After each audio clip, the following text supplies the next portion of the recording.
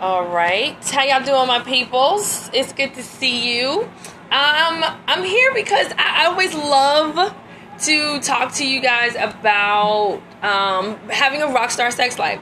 You know, we got the new book out, How to Have a Rockstar Sex Life, and sometimes I like to give tips, a little impromptu. I was just sitting here finishing up my homework, and I was like, you know what? How about I do a little periscoping? So I wanted to talk about one of my all-time favorite things is fellatio. I don't know why I have a thing for fellatio. Hi, everybody. I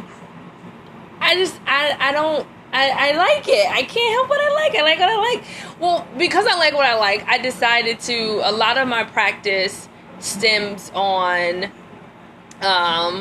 the whole idea of fellatio. So I'm going to talk about the blowjob. Like, I know some people don't really like it, but there's not a man alive who wouldn't sell his soul for a good blowjob. I mean, it's true that some of you out there in the universe, in the Periscope world, probably have the best head game in the world. But sometimes there are little things that you can use that will help. And these are just my top 3 tips. You can find, I've got 3 chapters in my book, Dr. Lee's Ultimate Guide to a Rockstar Sex Life.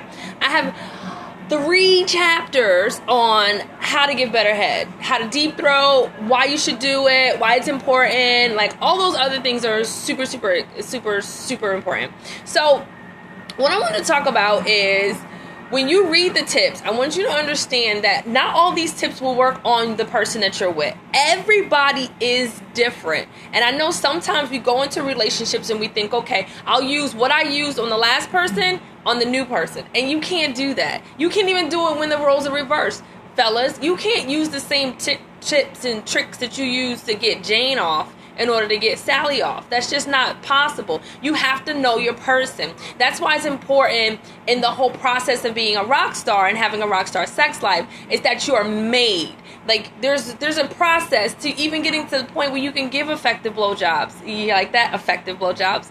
But the fact is that you've got to master who you are, you've got to accept who you are, and you've got to accept others. You have to demand the best from yourself, and then you demand the best from your partners. And then, when you've got all of that foundation in place, is the only time where you can actually elevate your skills. Because I could teach you how to sit and spin and whistle Dixie from your vagina all day long, honey. But if you don't know who you are, and if you're not comfortable with who you are, then it's not even going to be worth it. So, with all of that being said, it's important that you know that your partner is going to be different. So every trick and tool you have to kind of use. So that's why it's important to do what?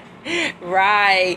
Practice, practice, practice. And I'm pretty sure he's not going to complain when you like, babe, I've got to practice my skill because Nikima said that I should. You're welcome, fellas. Just go ahead and let me know. Use hashtag Rockstar Sex Life and let me know how well your girl's doing. Okay, so the first thing I want to do, one of my best tips, is to just give it. Oh my God, you just have to give head.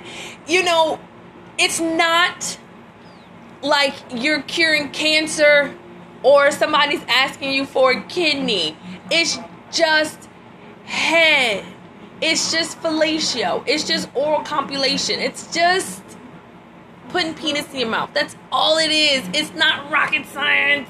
It's not something that you have to twirl over like, oh my gosh, what are they gonna do? Like, you don't have to do that. Just give it. Like, there's been studies, medical studies by world-renowned scientists, psychologists, specialists that say women who perform fellatio at least 2 to 3 times a week live longer. You want to know why they live longer? It's because the endorphins that are released during oral copulation.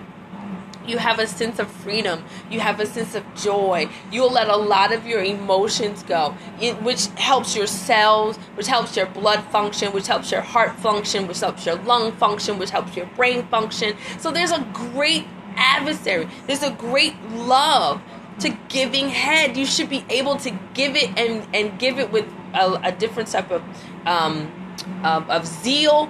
And when you do so, you expend your life. Suck a dick, save a life. Save the life that you can save may very well be your own. I know. Why not do it? and have fun with it.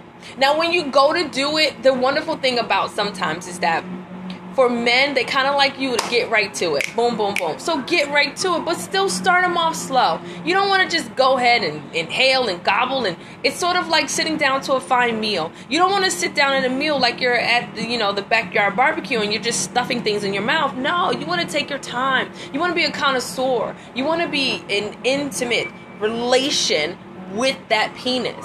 You've got to understand that it's penis. It's not the nicest thing in the world to actually put into your mouth. It's nasty, sometimes uncircumcised, sometimes it's unclean. Whatever the situation you may find yourself in, it may be smaller than you think it should be. It may be humongous. There's nothing wrong with a big penis.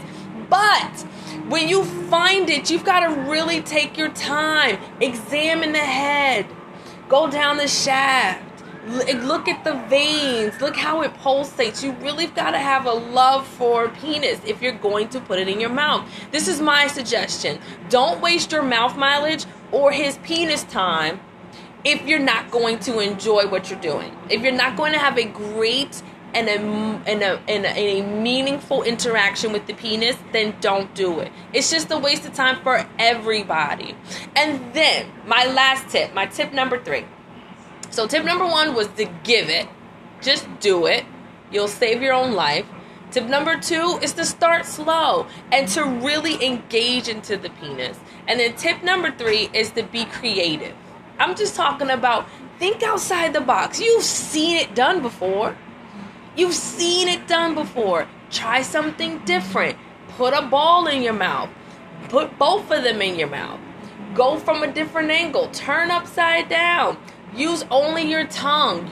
Pull from only the head. There's so many different things that you can do.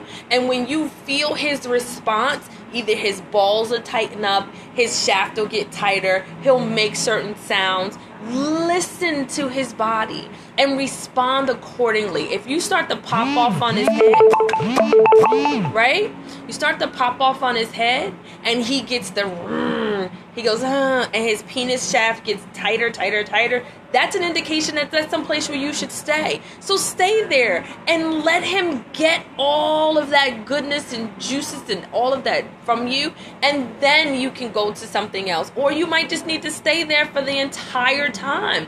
There's nothing wrong with that. And then when you do so, being creative, it really, hey, Mr. Magic, I see you, baby. When you do that, you have to really, I'm saying, when I say think outside the box, I'm not talking about your typical get on your knees, put it in, suck. I'm talking about creating different vacuum suctions, creating different noises, all of the sound effects, plays with the mind mentally. Giving head should be an adventure. You should become a connoisseur at it. It's sort of like drinking fine wine. You know the difference between Wild Irish Rose and a Bordeaux from France. You've got to know the difference in your quality of penis, and it's all about how you approach it. You can put Wild Irish Rose in a $40,000 crystal glass and it'll taste amazing. Probably not, but I'm just saying, if you take a Bordeaux and you put it in a dog bowl, somebody's not going to drink it. You get my point? My point is that once you decide that you are going to put penis inside of your mouth, once you decide that you are going to take a slow and steady approach, you're going to enjoy it. You're going to engage in it. You're going to love it. You're going to nurture it. Then you decide, you know what, I'm going to be creative. I'm going to do something different. I'm going to think outside the box. I'm going to try something new. And then you just grow and grow and grow. And you find out that it's with that particular person, these tips work. These things he likes. And then you use them to your advantage. You use them daily. You use them as often as possible. And when your man is happy sexually, he'll find reasons to make you happy if sex is not your thing. It's called a relationship. It's called balance. And giving head is just one of those things that you just have to incorporate into your sex life. So that's my top 3 tips. Again, you can find all of my tips. Again, I've got 3 chapters on how to get better head, how to have better fellatio, the art of fellatio. It's an amazing thing. And I'm actually giving a course I know, right? I'm actually giving a course tomorrow, so if you know anybody who's interested in this course, make sure they go to nikkimalee.com and just sign up for the email blast, and it's going to come out really soon with the information, and you'll see it on my website. So we're going to have a class about giving head and all of the little nuances that you need to have in order to do so. So that's my ticket. That's my Periscope for the day. I hope you guys enjoyed it. I'll be back with more tips throughout the day to really let you know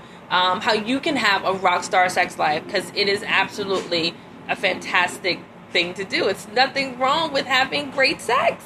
If more people had great sex, we'd have less issues in the world. That's just my PSA. I'm going to get off my soapbox, guys. I love you. Mwah, mwah, mwah, mwah, mwah. Have a great night or a great day, or depending on where you are in the world. Bye.